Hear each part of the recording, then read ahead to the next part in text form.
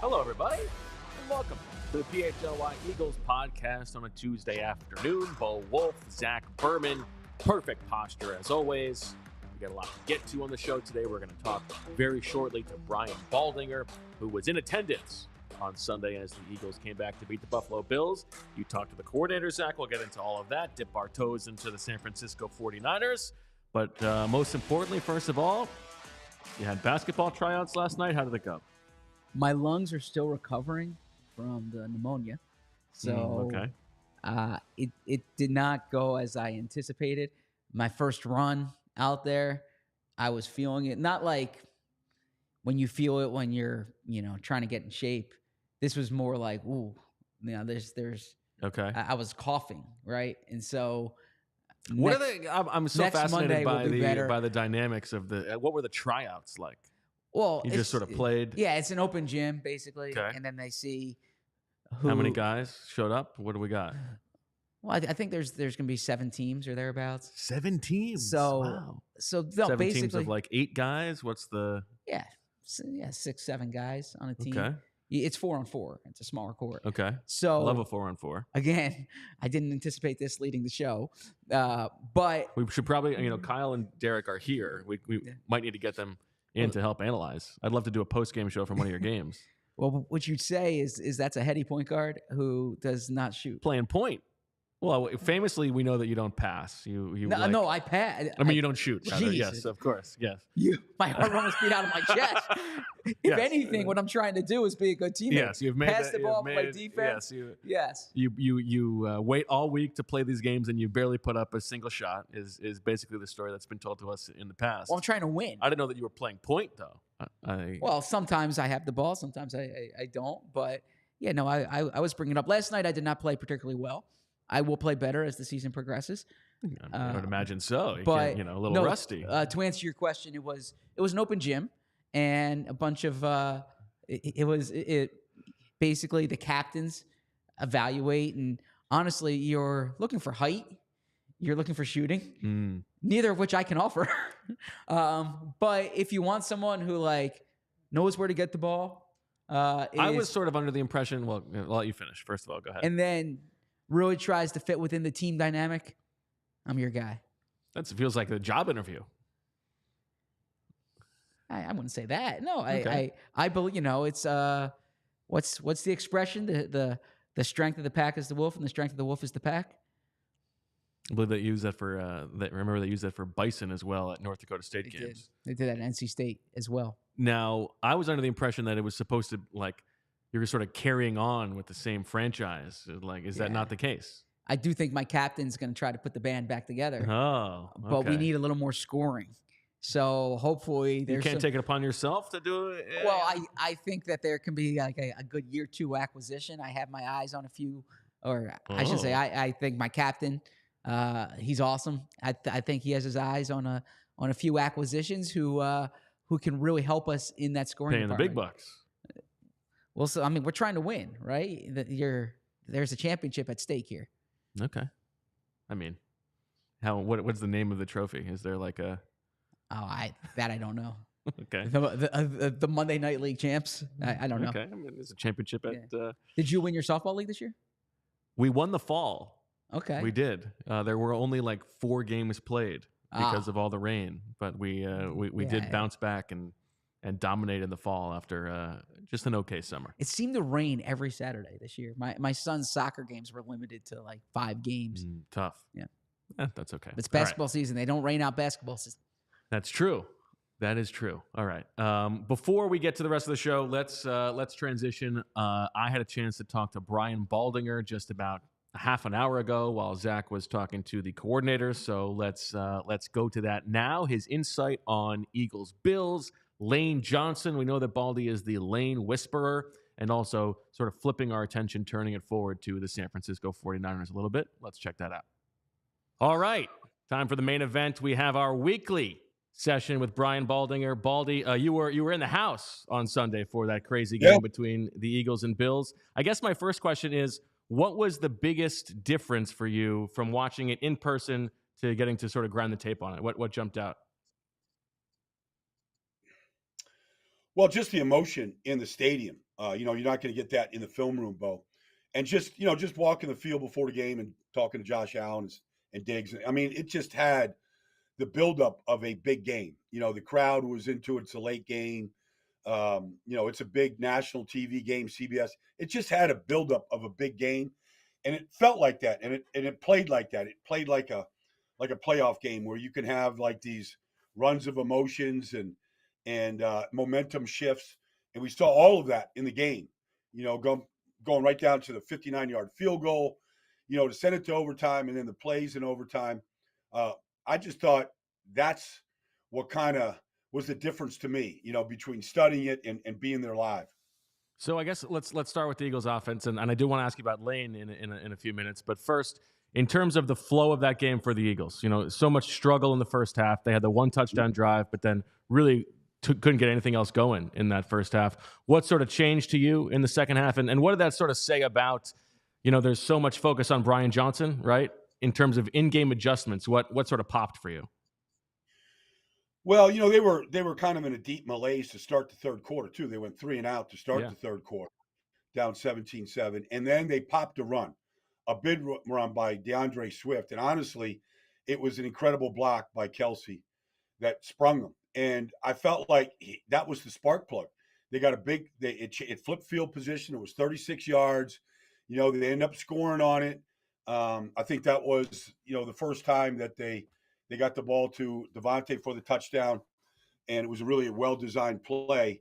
But I felt like that was the spark that the team needed. They got it on the ground. Kelsey made the big block. Behind every big run they had all day, it was Kelsey's block that did it.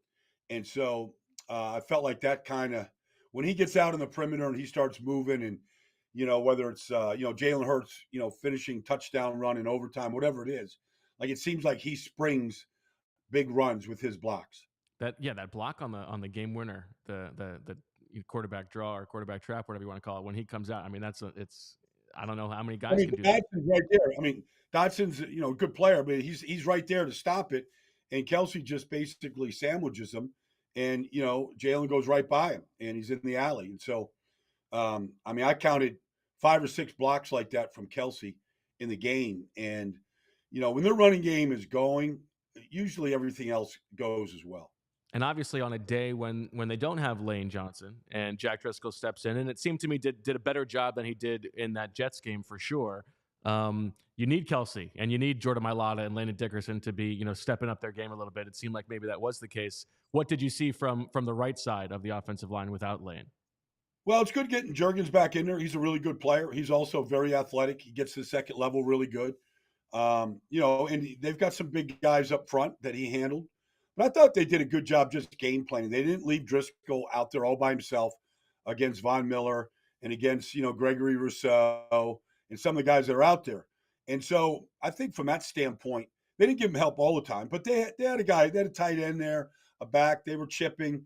They weren't going to let him just get, the brunt of some really good pass rushers come right at him. So I thought early on, like maybe Leonard Floyd bothered him the first one or, couple pass rushes.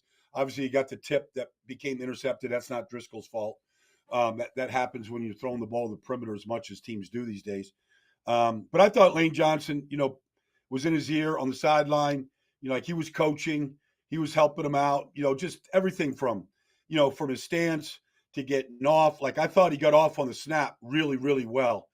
And it almost looked like Lane Johnson's start as quickly as he got out, which is half the battle, honestly, against these pass rushers. Just don't get off to bad starts where you're trying to catch up and then they get you off balance in a bad position. So I thought he got off to really good starts.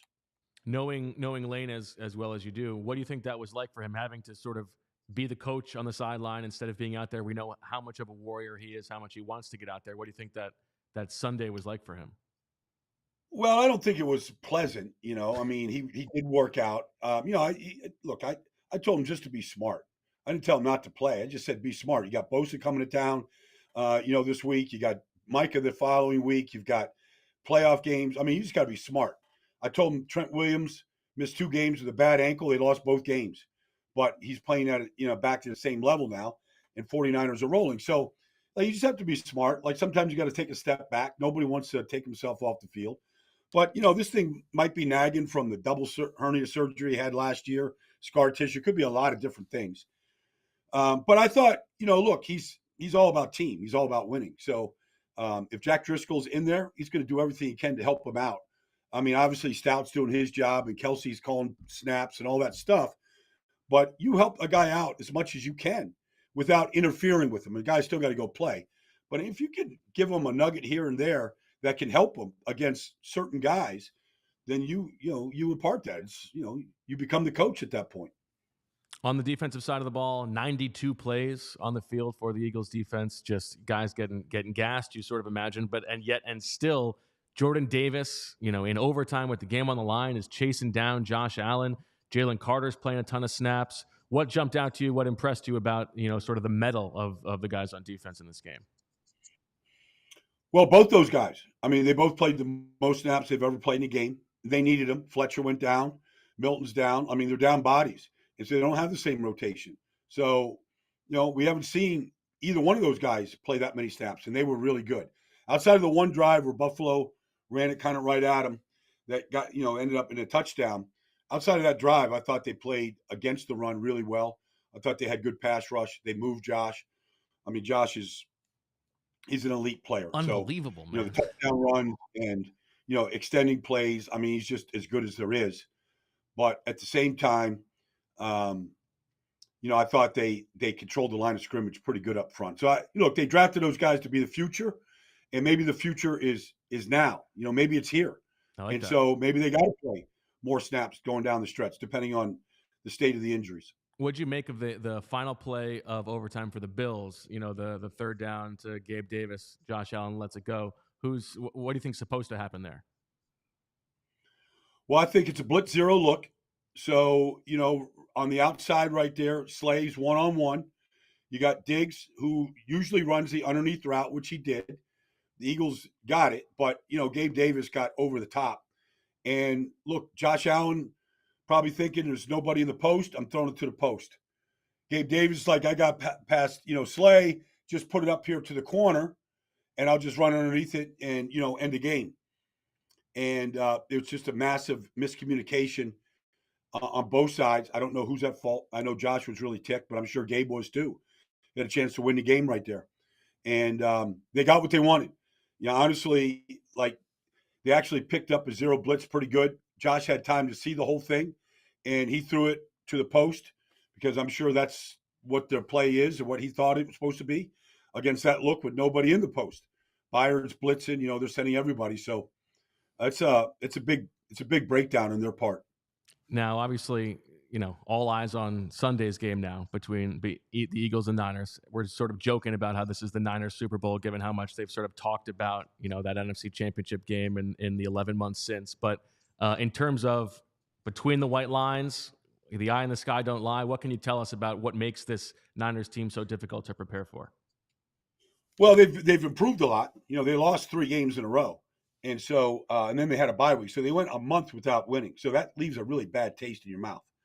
And I told Fred Warner a couple weeks ago, the Rams did the same thing 2 years ago. Lost 3 games in a row, had a bye week, went a month without winning a game. And they went on a roll and won it all. And I told Fred, you guys are capable of doing that. And when I saw him before the Tampa game, he felt like they were ready to roll. They're playing their best football they played all year. Defensively, the sack numbers are way up, quarterback hits, all that stuff. They've given up 3 touchdowns in 3 games, but they haven't had to defend Jalen Hurts or anybody even close to that. Kyler Murray, Lamar Jackson. They haven't had to defend somebody that can extend plays like Josh Allen or Jalen Hurts. And so that's a different animal. And so they struggled against Justin Fields last year. They lost to Justin Fields. He made a couple big plays outside the pocket. So regardless of what their numbers look like or how well they're playing or who they just beat, this is a big test. They've got 10 days to get ready. This is, in some ways, it is the Super Bowl, because if the 49ers win, they have a very good chance. They have a legitimate chance of being the number one seed. If Philadelphia wins, they're going to be the number one seed. And, Howie wants that. The Eagles want that. Then it's a question of, you got Dallas on the schedule, but, how motivated do you have to be down the stretch? Like, this game is really pivotal for both teams. And 49ers need a signature win. They went to Jacksonville, thumped them, good win. But beating a team that whipped you in the championship game, I mean, there's not going to be anybody in that organization that doesn't think that they should be the favorites to win the Super Bowl. I think that's well said. I guess the biggest test, last thing, is probably Christian McCaffrey, right, for this defense. And we know how strong they've been stopping the run up the middle. But when they have been a little bit leaky, a lot of it has come from the edge. So what is important? What are the keys for the guys on defense going up against Christian McCaffrey? Well, he breaks a lot of tackles. You got to tackle him. I mean, he's not going down on contact. You throw your body into him, he's going to bounce right off you. And he's got excellent vision. So, like, he sees the next level, what's coming at him. He's just an excellent runner between the tackles. Always has been. All the way back to Stanford days and Carolina days. He's excellent between the tackles because of his vision. He doesn't miss a hole. And then they only really run about 5 different plays. Like, it's not difficult. It's just difficult trying to stop it with Kittle and with Juice and the guys blocking. And when Trent Williams is in the game, he's sort of like their Zach Martin in Dallas. Like, almost every run, whether it starts out behind Trent Williams or it starts the other, it usually ends up behind Trent, because he's just so good on his backside blocks and front side. Like, he's, that he really makes, when he's not in there, the running game doesn't look nearly as powerful. All right. Well, Brian Baldinger, a full week of analysis on the All NFL show, which you can check out on YouTube as well. Please watch that. Baldy, thank you so much. We'll talk to you next week. All right, Bo. My pleasure, man. Thanks for having me. I'll talk to you next week. Yep. Good stuff from Baldy, our hero, Zach. And speaking of heroes, maybe some of us have overindulged after Thanksgiving. The holiday season is a time of indulgence. Maybe you want to make sure that you are not going overboard. You want to cut those carbs a little bit. You still want your bread. That's where Hero Bread comes in. The taste and texture of this bread is soft and fluffy. It's delicious, but it's also good for you. The primary nutritional interest, high fiber and or low net carbs, 0 grams of sugar, and you get a nice discount code here with PHLY. That is 10% off. You can use it for just eating bread. You can use it in recipes. Maybe you want to remake some stuffing, this time with Hero Bread. Why not? Right now, Hero Bread is offering the PHLY fam 10% off of their first order. Just go to hero.co and use our code PHLY to save on Hero Bread today. That's HERO.co to save 10% today. And the best thing I can say about any brand that or company that we discuss here is that I'm a customer. And I'm a customer at Wheelhouse Cards, because they do it right there. Wheelhouse is our go-to sports card, gift, and apparel shop in the Delaware Valley. Their motto is cards and community, because love of sports unites us all. They carry all of your favorite card brands like Topps, Chrome Baseball, and Mosaic Football. They also have t-shirts, hats, hoodies from brands like Mitchell & Ness, 47 Brand, Junk Food Starter, and Shibe Vintage Sports. I'm a big Shibe Vintage Sports fan. Looking to grade your sports card collection, Wheelhouse offers PSA grading submissions. They also host tons of different family-friendly events and birthday parties every month. Stop into either of their stores in Wayne or Westchester. If you go to their Wayne store, you might run into me. They're open 7 days per week at 11 a.m., and if you use code PHLY, you're going to get $10 off any purchase of $25 or more in store. Also, be sure to give them a follow on Instagram at Wheelhouse Cards. All right. Great interview with Baldy. 2 football guys talking shop. I like that. Just a couple of line aficionados. Yes, that is true. That is true. And, when he was talking about how Trent Williams is like their Zach Martin, I think when he's talking to you, you can go a little more esoteric. You can get to Michael Dunn.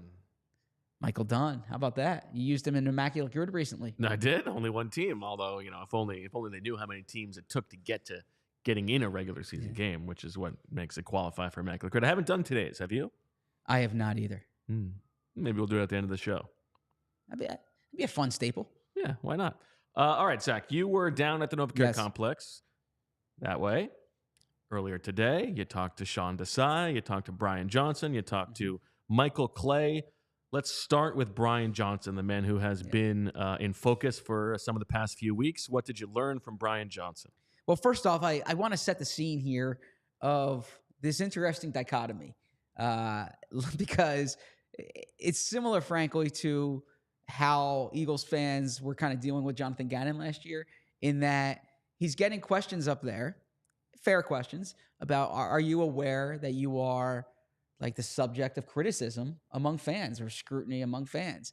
And then the next question is one I want to ask him about, like on the other end of the spectrum, right? Your name is on head coaching lists. Adam Schefter put his name out there. Every it's this season where you already saw Frank Reich has been dismissed. Who can hire the B. Johnson of their dreams?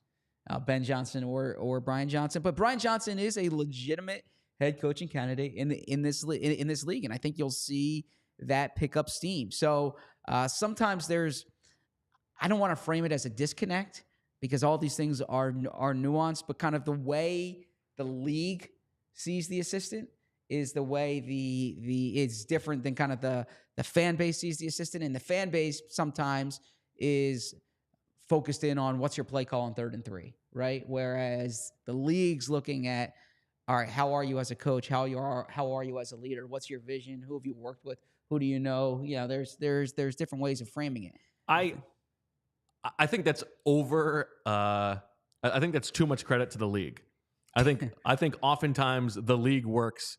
Who is working for a successful organization? Who is your agent? Well, who do you know? That is not to discredit Brian Johnson, who I think is a very reasonable head coaching candidate, and I would be interested in interviewing if I was hiring a head coach. But let's not, as David Tepper fires his 4th coach in 4 seasons, let's not overvalue how efficient that market is.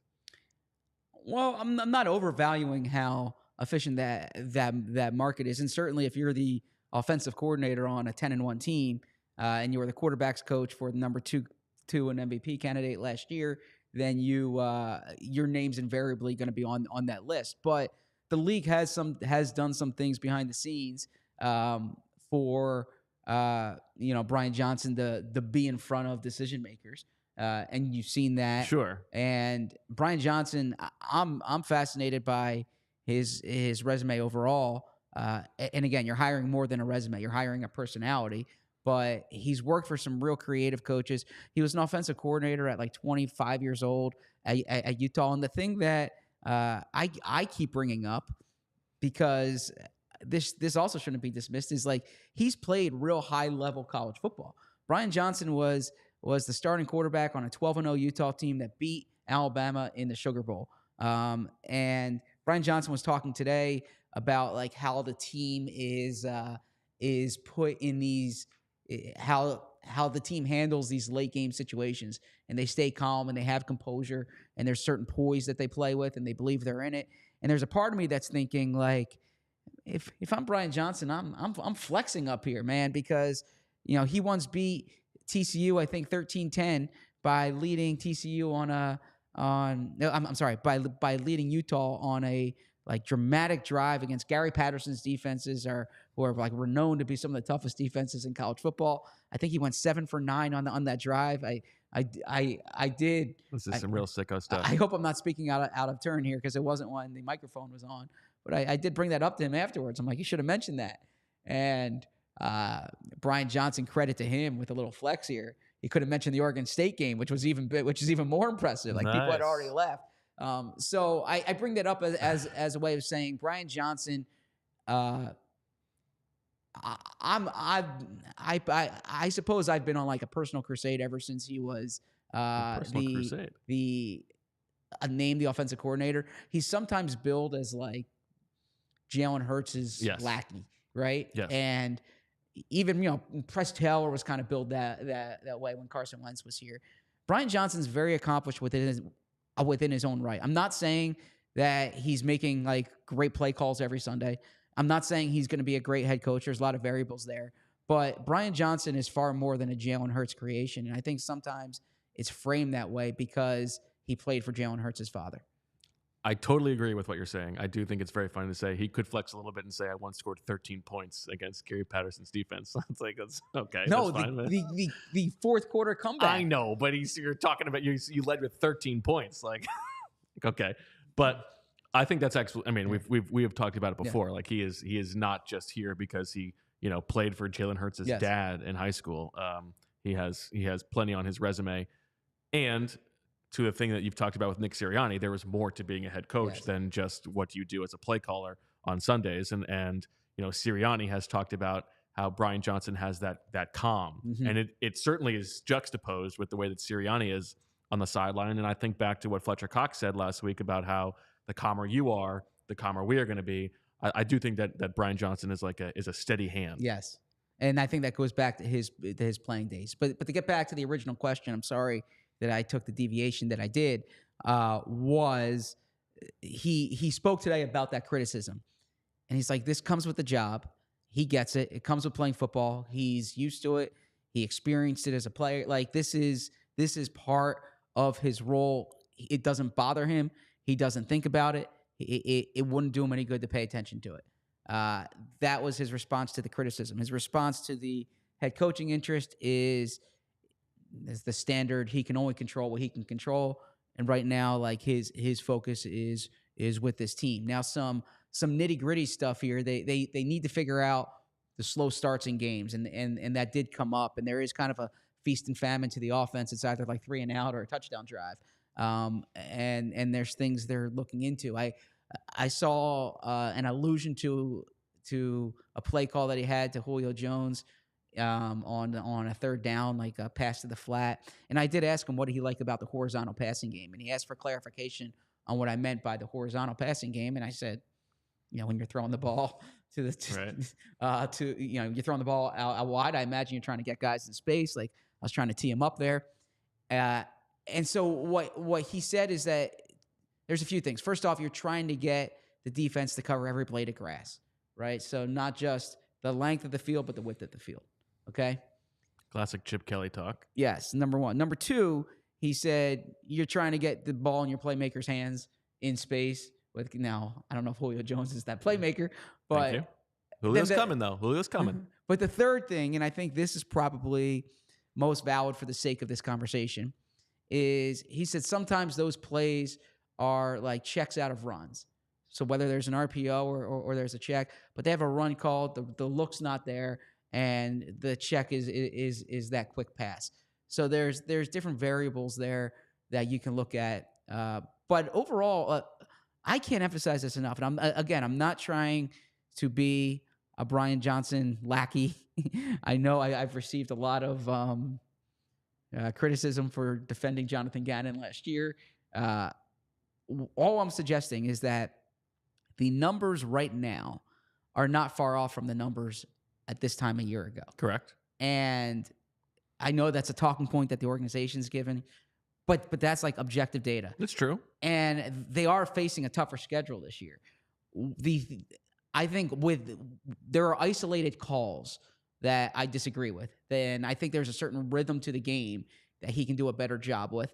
And I also think that the turnovers, that there's a certain sloppiness to some of the turnovers that need to be rectified.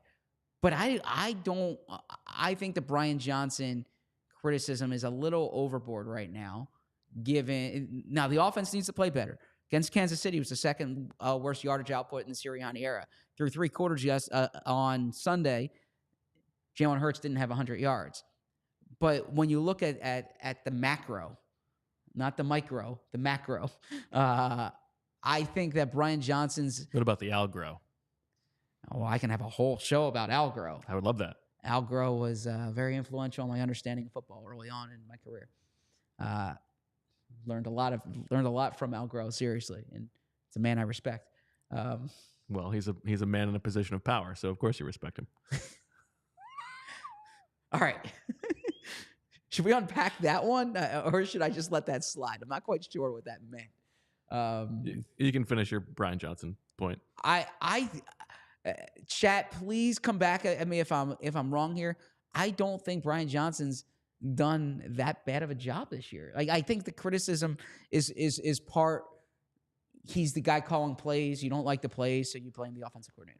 Sure, and we don't know how to split up what is Brian Johnson and what is Nick Sirianni from the design. Sirianni went on the whole thing on Monday's press conference about how when you talk about a bad play call, it's not just like the call that you make, but the design of the play. Like, are the details of it correct? And that goes into, that's a Sirianni thing, right? It's hard to unpack that.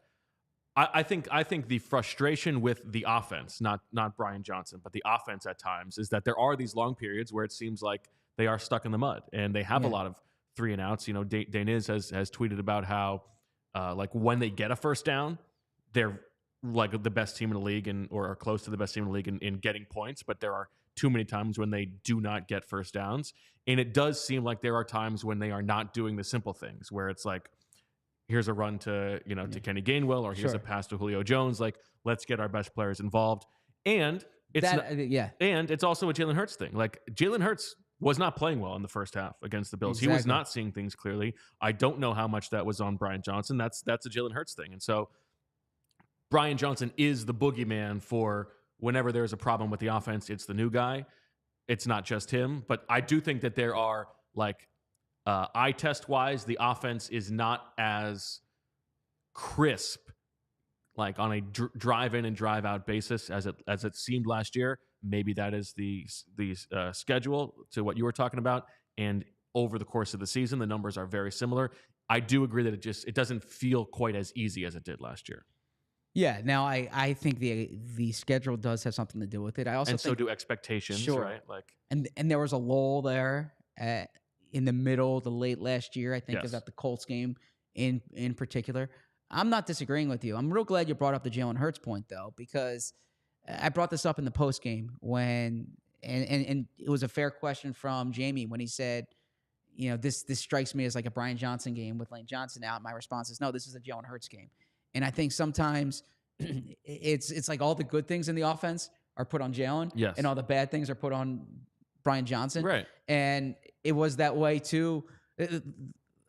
This is not like this is not what was Brian Johnson. This is that role. It was that same way with Press Taylor. I mean, you can go, I didn't cover the team when like Marty, well, I did cover the team when Marty was the offensive coordinator, but I imagine like earlier on when there were some McNabb struggles, I imagine there was a similar sentiment then. Sometimes Jalen Hurts doesn't make the right play, or sometimes Jalen Hurts makes a bad decision, or he rushes out of the pocket and it's a well-designed play, but Jalen doesn't see it, or that's the nature of playing that position. So I think it's okay to put it on the players sometimes too. It's not always the coordinator, and that goes back to my Jonathan Gannon point last year, which was the players are the ones executing. Like, players deserve the credit, players deserve blame. Yeah, I think that's right. All right, moving forward, before we get into the rest of what you heard from the coordinator, Zach, let's talk about Game Time, because if you want to be there for the San Francisco 49ers Super Bowl, you can do it on Sunday by buying tickets through Game Time. Game Time is the fast and easy way to buy tickets for all the sports, music, comedy, and theater near you. With killer deals on last-minute tickets and their best price guarantee, you can stop stressing over the tickets and start getting hyped for the fun you'll have.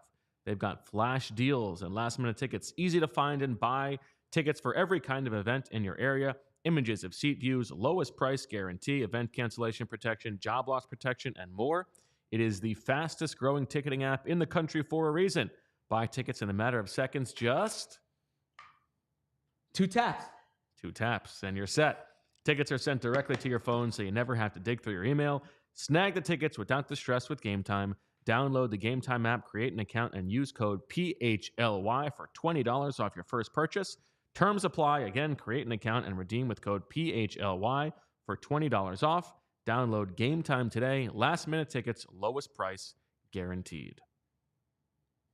All right. We talked about Brian Johnson.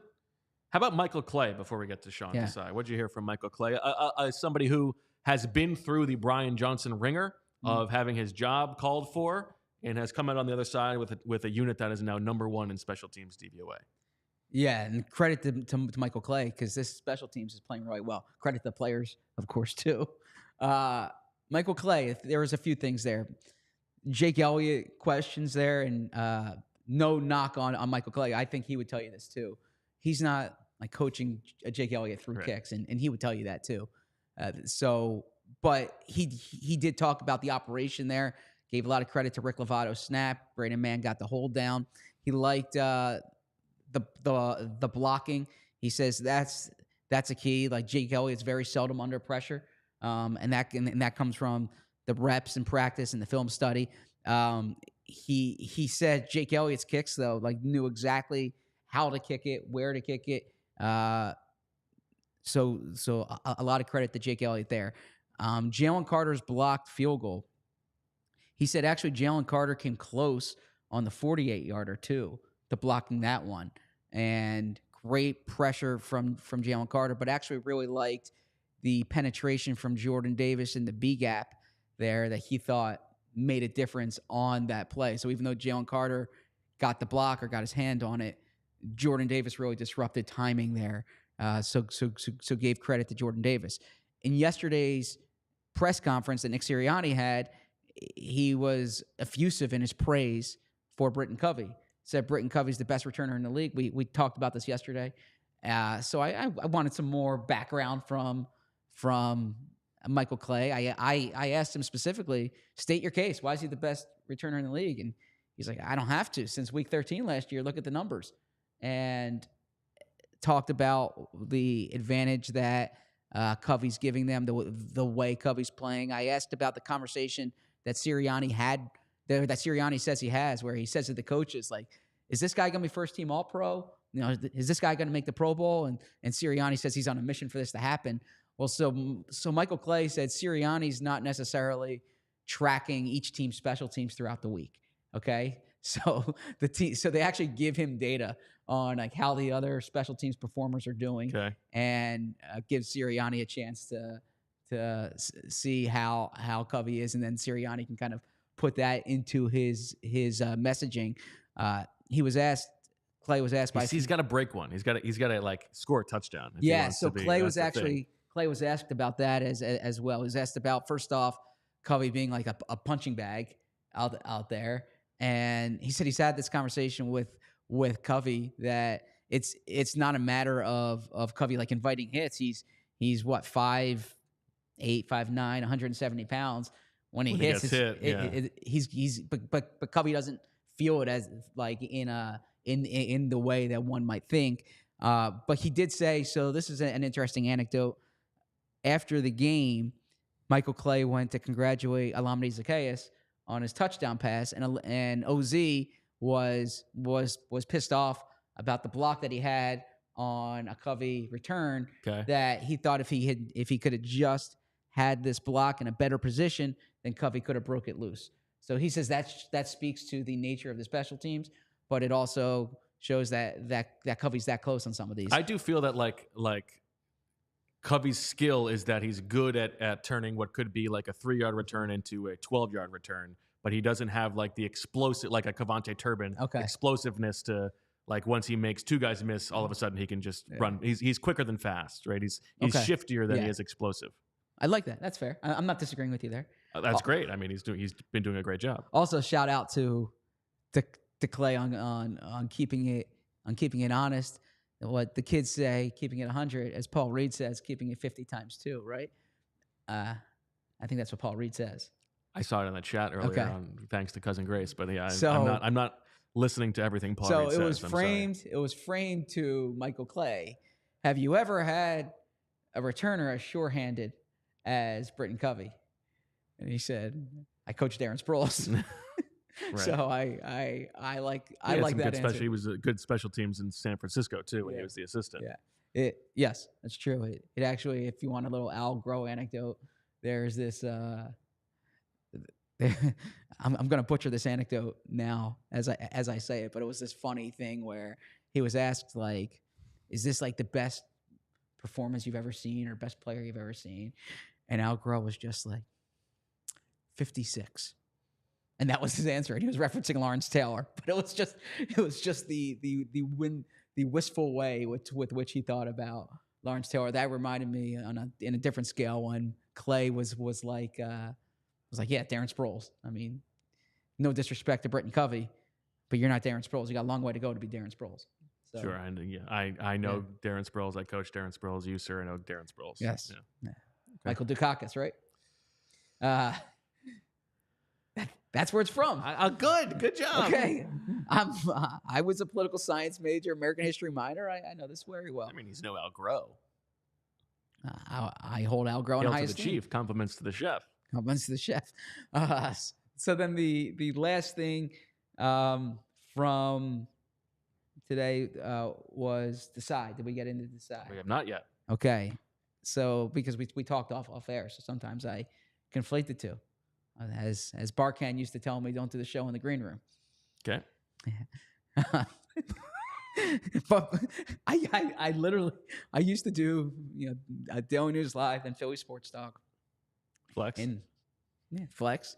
And I'd be in the green room, and me, like I love talking sports. Sure. So you have the different panelists and different guests walk in, and I'm asking them a bunch of questions, right? And credit to Michael Barkan. Basically, his way of telling you to be quiet. Was that? No, and I'm just he's trying to prepare for the show. I'm like, so what do you think of? Don't do the show on the green room. I was like, so what do you think of this? I have a second to think to myself, or please. we'd have like a guest, we'd have like Kelsey on the show or something, and I'd be chatting away in the green room, and Barkan would say, don't do the show in the green room. Like, save it for the air, save it for when everyone can watch it.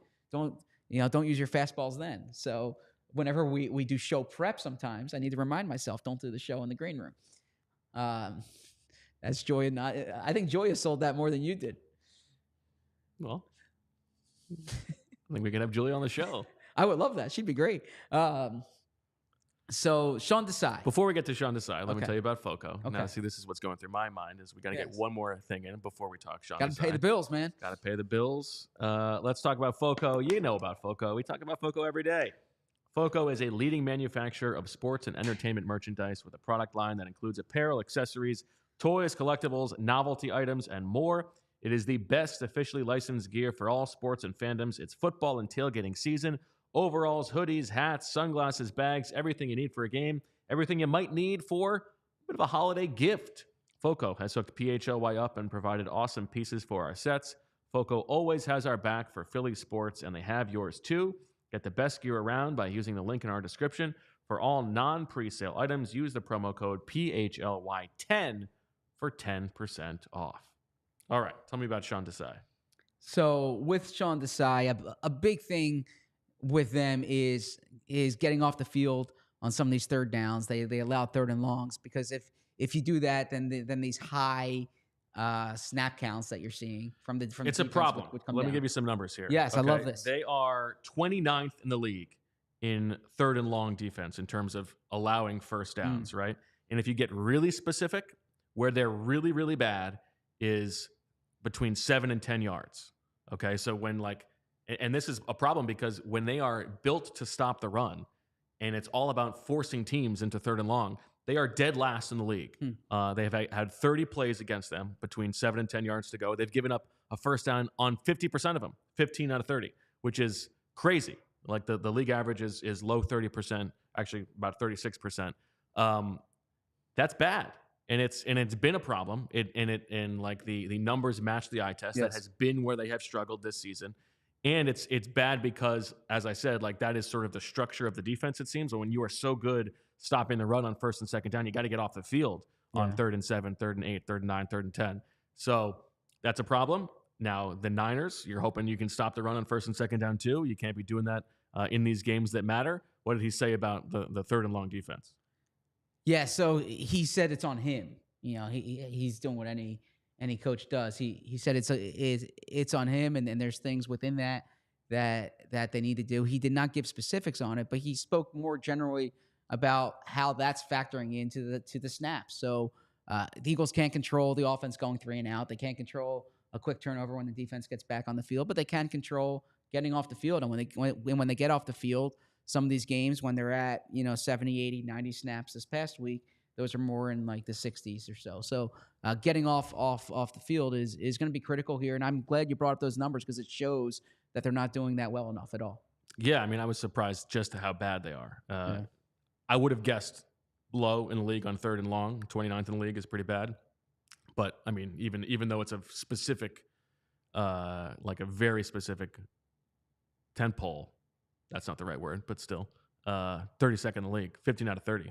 That's no good. Garbanzo beans. And then I was curious about the deployment of Darius Slay because it received some attention that he was shadowing in this past game, but there's like such inconsistency in terms of a week to week basis. You see the approach that they had against Justin Jefferson was different than the approach they had against Cooper Kupp in the first half and the second half.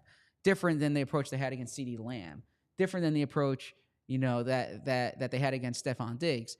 So I just asked what dictates this, and he says they get together as a staff and they kind of look at the matchup. They look at how the other guy fits against the opposing receiver. So I think too, when you're probably looking at the Bills, you're saying, all right, Gabe Davis is probably a better matchup for James Bradberry than some of these other receivers you might see against, who's opposite a top guy.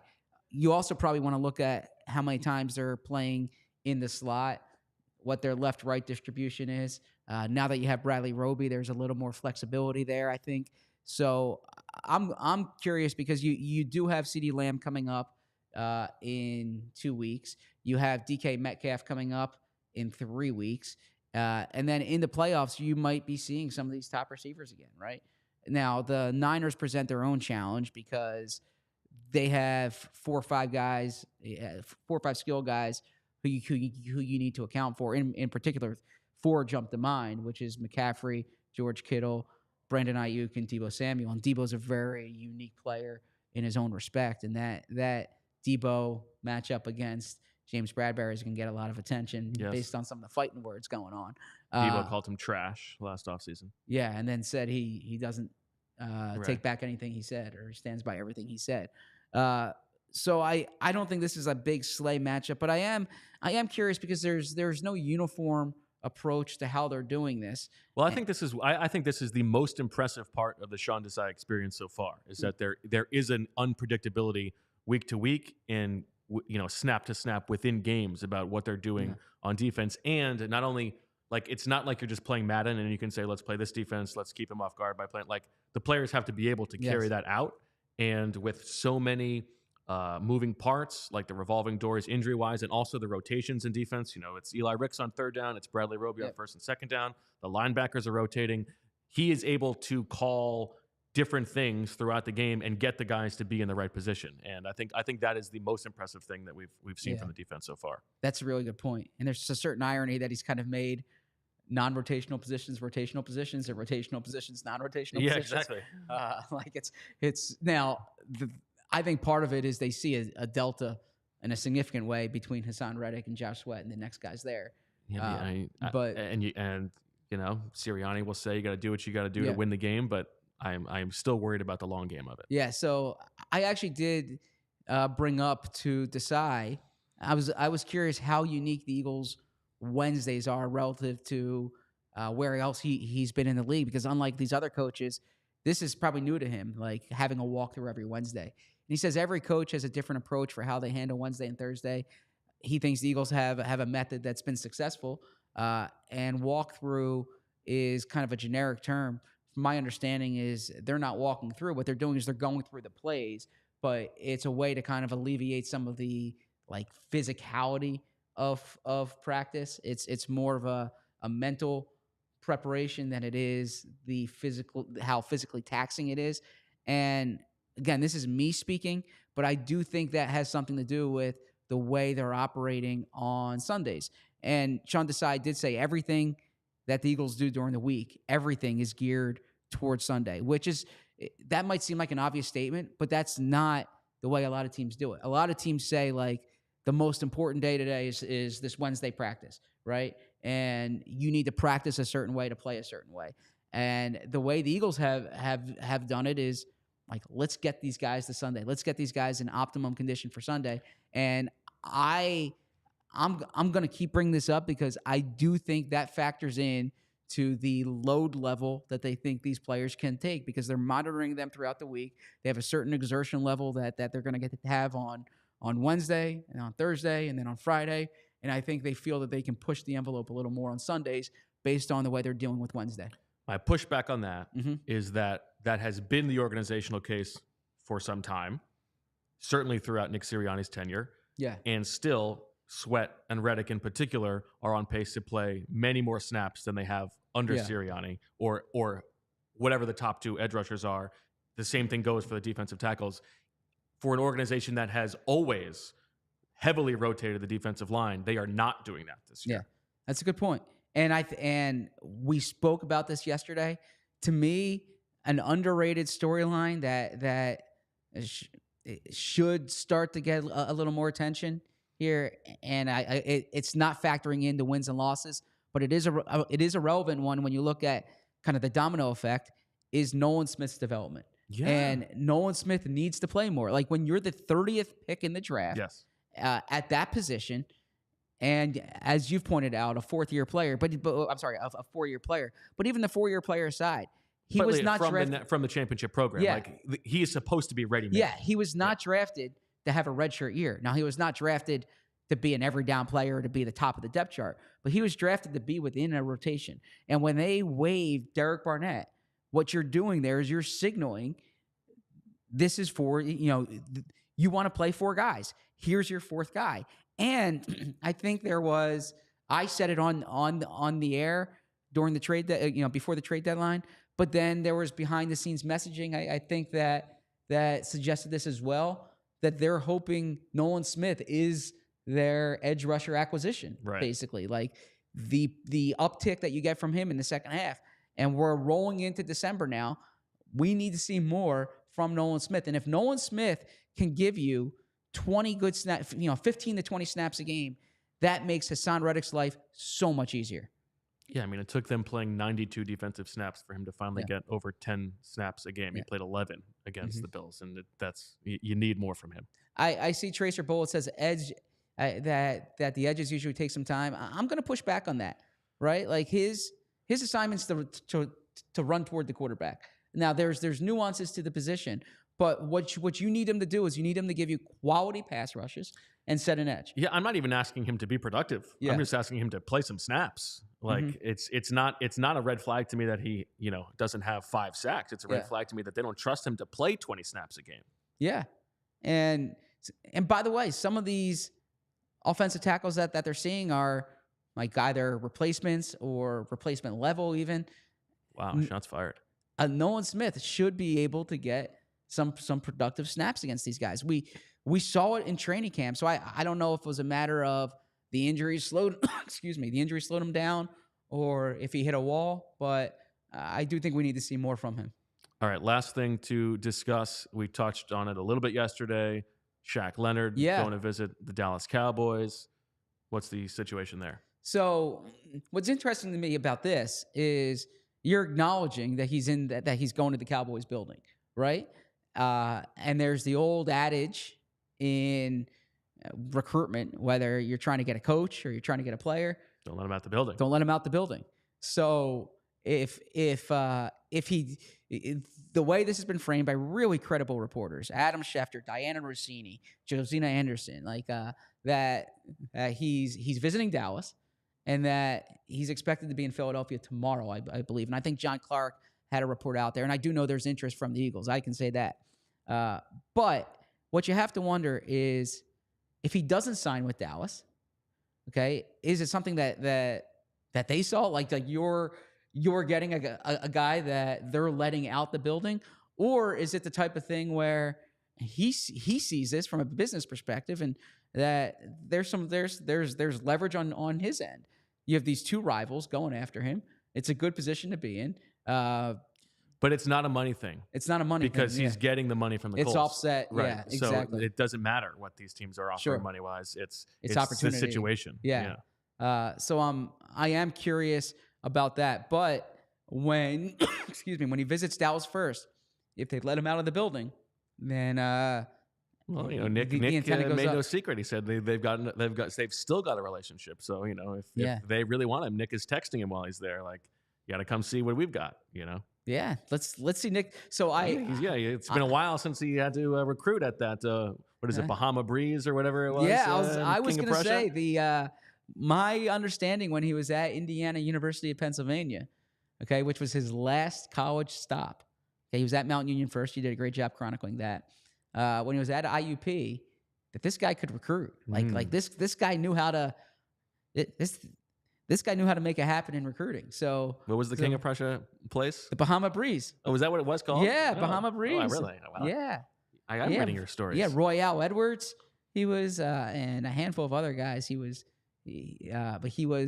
was his recruiting area. He would get into those government issued cars and drive across the state from Northwest India or from Northwest Pennsylvania. IUP's in the Northwest, kind of the Northwest corner. He would go through the Appalachian Mountains, or then he'd go through the Poconos.